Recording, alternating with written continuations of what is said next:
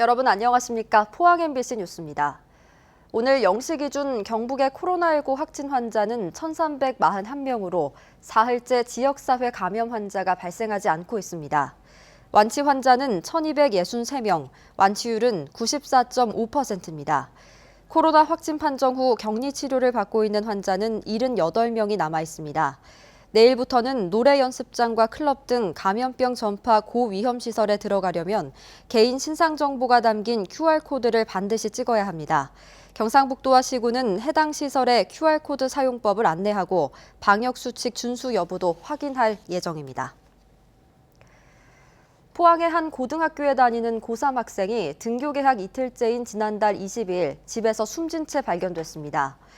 포항 북부경찰서에 따르면 A군은 개학 당일인 지난달 20일 학교에 오지 않아 담임교사의 연락으로 등교한 뒤 설사와 복통 증상으로 조퇴했고 이틀 뒤 22일 오전 10시 40분쯤 집에서 숨져 있는 것을 사촌이 발견했습니다.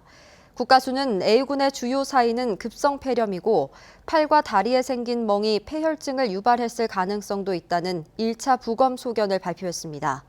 경찰은 학교폭력이나 가정폭력으로 인해 A군이 사망했을 가능성은 높지 않은 것으로 보고 있으며 멍자국은 개인 사정으로 생긴 것이라고 설명했습니다. 영덕군 강구면 배수터널 발파 공사로 피해를 입고 있는 주민들이 오늘 영덕군청 앞에서 집회를 갖고 발파 중단을 촉구했습니다. 주민들은 발파 진동과 소음으로 이미 낡아 안전진단 D등급을 받은 공동주택에 금이 가고 창틀이 벌어졌다며 피해를 호소했습니다.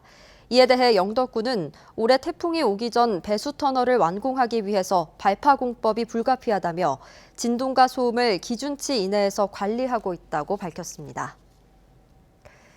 경주경찰서는 화물 차량 통행이 많은 국도 7호선 일대에 대해 교차로 신호 연동화 사업을 추진합니다.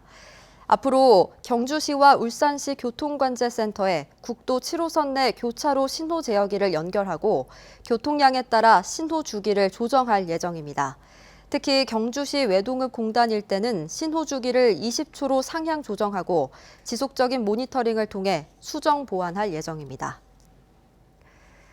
지난 2018년 7월 추락사고 후 운항이 중지됐던 해병대 상륙 기동 헬기 마리논이 약 2년 만에 다시 작전에 투입됩니다. 해병대는 작전 재개를 위해 약 16개월간 4단계 비행 재개 훈련을 실시하는 등 마리논의 비행 안전성과 신뢰성을 점검했으며 다음 달 초부터 해병대 제1항공대대에서 본격적인 작전 비행을 재개한다고 밝혔습니다. 특히 2018년 7월 헬기 추락 사고의 원인이었던 로터 마스터는 열 처리 오류 방지 시스템 도입 등을 통해 품질을 향상시켰다고 해병대는 설명했습니다. 사물 인터넷을 활용해 상수도 사용량을 원격 검침하는 시스템이 오는 2024년까지 울진군 전역에 구축됩니다. 울진군은 수도미터 원격 검침 구축 사업이 행정안전부의 지방 상하수도 경영 효율화 사업 공모에 선정됨에 따라 올해 6억 원을 투입하고 점진적으로 사업을 추진하기로 했습니다. 사업이 완료되면 누수 조기 발견과 독거세대 위험 경보 제공 등 다양한 부가 서비스를 접목할 수 있습니다. 동국대 경주 캠퍼스 교직원 100여 명이 오늘 경주중앙시장에서 장보기를 하며 코로나19로 크게 위축된 전통시장 활성화에 나섰습니다. 총장과 교직원들은 재난지원금과 온누리 상품권으로 1시간가량 필요한 물건을 구입하고 중앙시장에서 점심 식사를 했습니다. 동국대 경주 캠퍼스는 앞으로도 지역민들에게 도움이 되는 일에 적극 나서기로 했습니다. 이상으로 포항 MBC 뉴스를 마칩니다. 여러분 고맙습니다.